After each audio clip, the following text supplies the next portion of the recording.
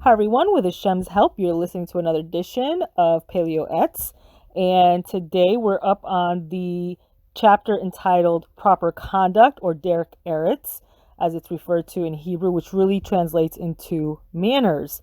I think this is a topic that many of us need to do a refresher course on, and I tend to think that the reason why so many of us are lacking Derech Eretz is because we kind of are no longer in those social circles unless they are online somehow.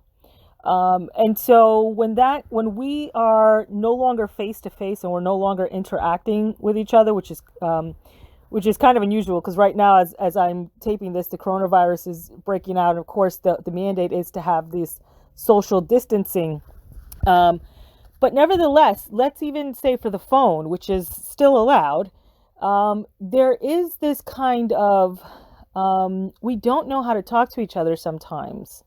And I think that, a lot of times we are so oblivious, we only want to have our point come across and what we're feeling come out. And it usually comes out in the form of a tantrum or whatever have you, or something that is very hurtful to the other side. And again, this is also part of Derech Eretz. But we're going to see what the Rav has to speak to us about today on this topic.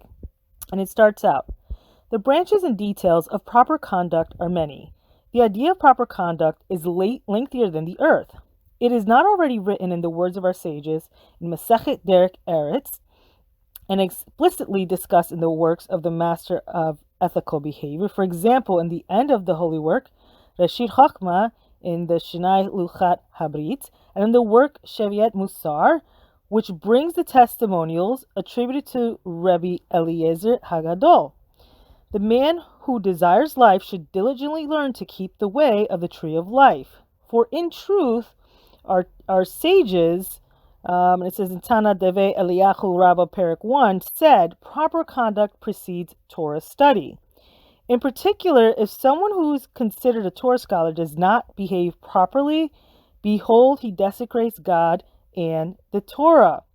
So, this, there's no shortage of people we see in our lives who are like this. They can spout out a lot of Torah. They can even, try to reprimand you as to how you are to behave. But it's almost like, do as I say, not as I do kind of behavior. And if you have someone who it's not going hand in hand, there's an issue here. There's a problem. So that's really a telltale sign. That doesn't mean that we don't have a one-off, but if you see this constant behavior, I've said this before, I'll say it again. People show you who they are, believe them. Okay? Believe them. Like, this is another thing. We just kind of push our instincts to the side. And a lot of times, HaShem is using that, especially when it comes to a woman. He's using this to really alert you to pay attention. And I think we just want to, go full in and not really, for lack of a better word, test the true nature of a person. And usually that takes time. So it says, we have learned in the Mishnah in Pirkei Avot 3:10, whoever is pleasing to men is pleasing to the omnipresent. This is a great principle in proper conduct. A person should do that which is good and upright in the eyes of God and men. He should annul his will before the will of others, and he should be sociable with all people. With everything that a person learns about proper conduct, he is not discharged his obligation until he is a sage and understands things on his own, because this is one of the things that has no measure. It all depends upon the place, the time, and in accord with the specific person, how he should conduct himself based on his character. He needs to comprehend the mind of the other person in order to make his will as his own, on condition that is not against the will of the Creator. So there's a famous saying that says, know your audience, right? And, I tend to think that we are different people around different people. Like we literally, like, there's your work side, there's your mom's side, there's your wife's side, there's your friend's side, there's your daughter's side. And then there's like the perfect stranger side. And all of those make up our personalities. And you kind of have to know who your audience is. And you kind of have to be able to speak at every level to everyone. That doesn't mean that you lower yourself in front of someone who is clearly a rasha or is clearly off the derech. So this is something, this is, again, this is one of those things. It may take a whole lifetime to learn how to maneuver this very tricky dance. So it says a man always needs to appreciate the quote unquote maybe and not to be concerned lest he burden his friend. As such, how precious are the words of Shlomo Melech, who said in Mishlei 25:17, make your feet scarce from the house of your friend. Sometimes a person thinks that he's honoring his friend and sits with him for several hours. And he does not know that his companion is thinking in his heart, when are you going to leave? He has a large business to take care of and is being delayed by you. Sometimes one's presence is even heavier and a weighty burden. This occurs either when he speaks words of criticism that are like shooting arrows, when he's rambling on, or when he pries and interludes into personal matters, etc. So I want to stop, pause, and back up for a second. So here's another thing. So we started out, and of course, it's like, I don't know too, like, we have this tendency, I don't know if maybe, secretly we want social interaction. So sometimes when we stay in a friend's house, we stay just far longer. And again, there's a saying for that. It's like you've overstayed your welcome. And sometimes we don't pick up on that at all. Like, again, we can really become very oblivious to the cues that are happening all around us. If somebody says, I have things to do, like, don't force yourself, and don't force yourself upon someone to have to entertain you when they clearly have pressing things, or for whatever reason, like maybe they really just not up for company today. You just have to really respect that boundary and, proceed with caution.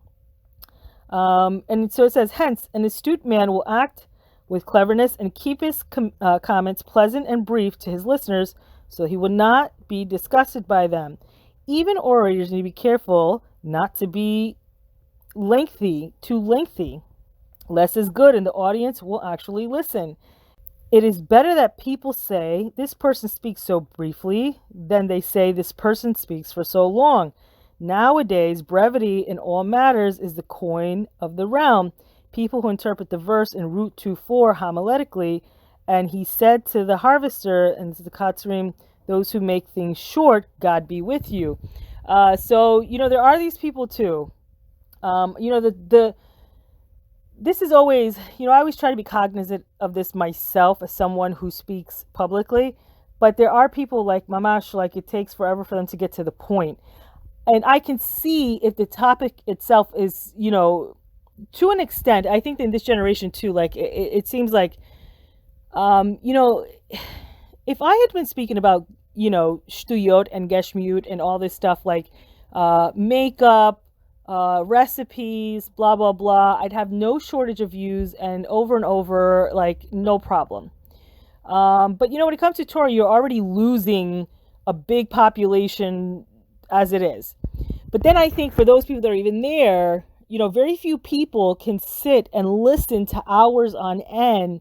And they start to get lost in the information. And I think that sometimes they zone out, in and out throughout the shir, and they kind of miss, what's, the key of what's being said. And I think part of that is because, sometimes, and I myself am guilty of this every now and then, I am a Sephardi with a mic. So, but sometimes you go into these tangents and you forget about what the topic is. And so people get lost in that, and that's it.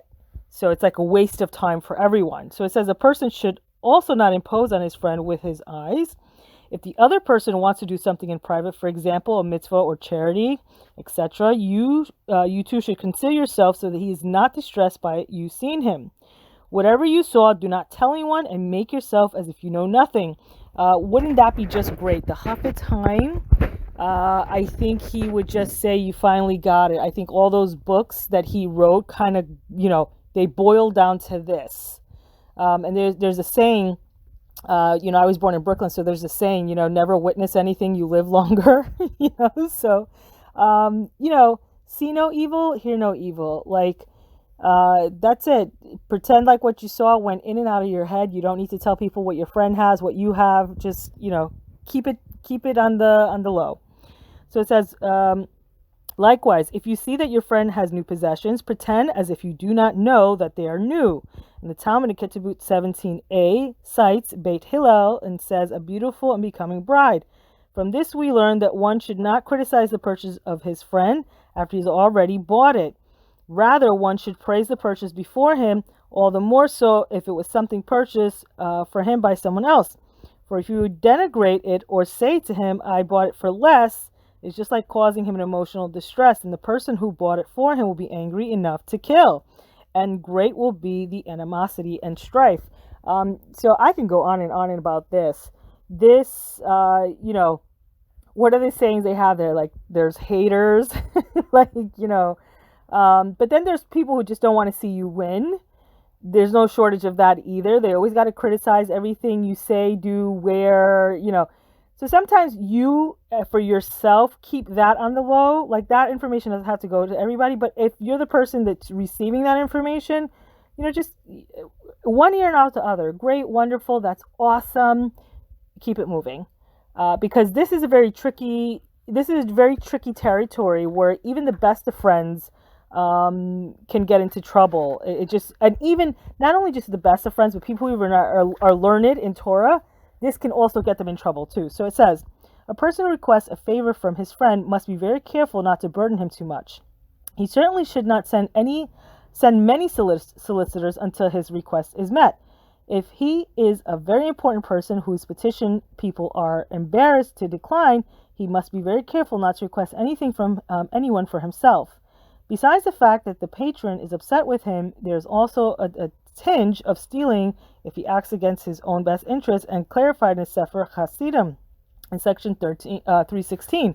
So again, you have to be careful with imposing upon your friend for whatever it is. Like, there's today I'm just like the day of all these sayings, but there's a saying that says, the first time you're a guest, the next time you're a pest. Keep that in mind. Like, just really, don't abuse someone's kindness or their ability to help you every time. These things should be reserved for absolute emergencies, but be cognizant of how far you're going. So the Shlomo Melech in Mishlei 25:7 stated, it is better that it be said to you, come up here, than you're being demoted before the prince. He further said, do not stand in the place of great men. A person should always sit at a level below the one which he imagines is befitting for him, and he should not ascend until the entreaties of others are overwhelming. Again, there are people like this too. They always want the seat of kavod. They want to be, front and center of everything. So what the advice here is, place yourself back a seat or two or a row or two. And if people are overwhelmingly say, hey, what are you doing over there? Come up here. Then that's the time, after many people have said it, then that's the time to do it. But don't always put yourself in a place that really is meant for honor. Really just be cognizant of that.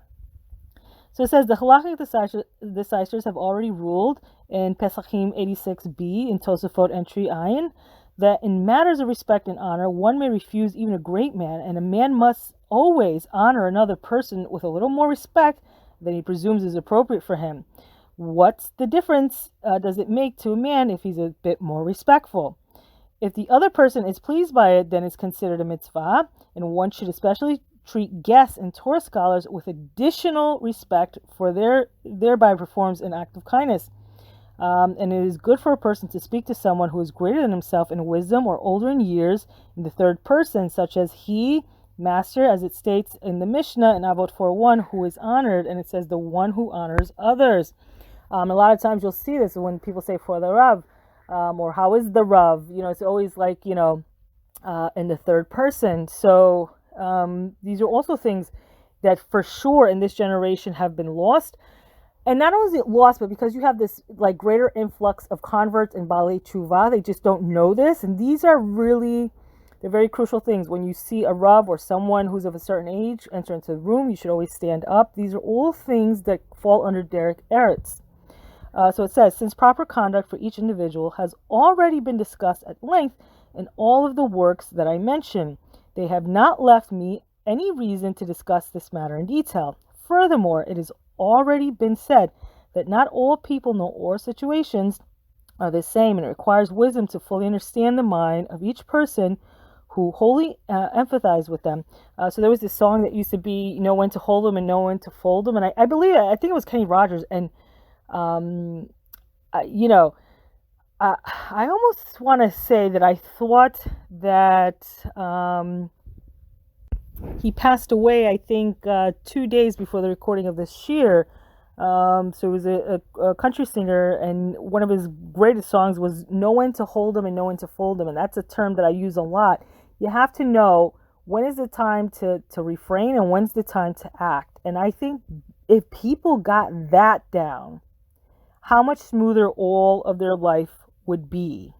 So it says it requires wisdom to fully understand that the mind of each person and to wholly empathize with him. Sometimes there is a straight path before a man on which he thinks he will find favor in the eyes of the people, yet people are not pleased with him. Therefore, a person needs to investigate and explore wisdom and to listen to advice in order to know the proper way. And he must plead for mercy from the Master of Shemaim, that he guide him with judicious advice to do that which is good and straight in the eyes of God and men, and that he should find favor and good understanding in their eyes. All of his deeds should be for the sake of Shemaim, and God will not withhold goodness from those who walk with absolute trust and faith. God will bestow grace and honor. So that does conclude this chapter.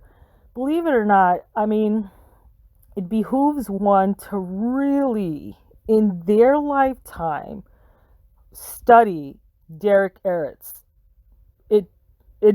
I think the more you know about Derech Eretz and the more that you are aware of the people around you and their reactions, part of communication has nothing to do with speech. It has to do with body language, movement, and what people don't understand is that people are sending off, vibes, for lack of a better word.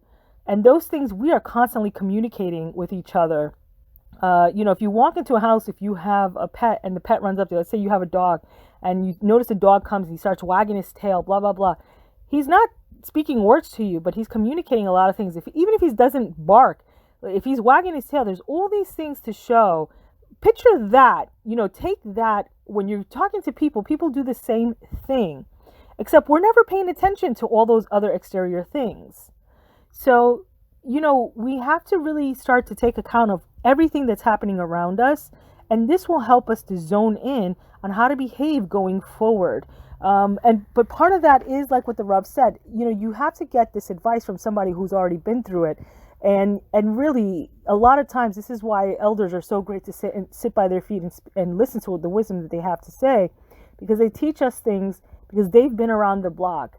And when someone who's older than you or someone who's more experienced than you is telling you something, you really should listen. It will save you a lot of heartache in the end. So that's it for today, and I hope we'll all be together again soon. Bezrat HaShem.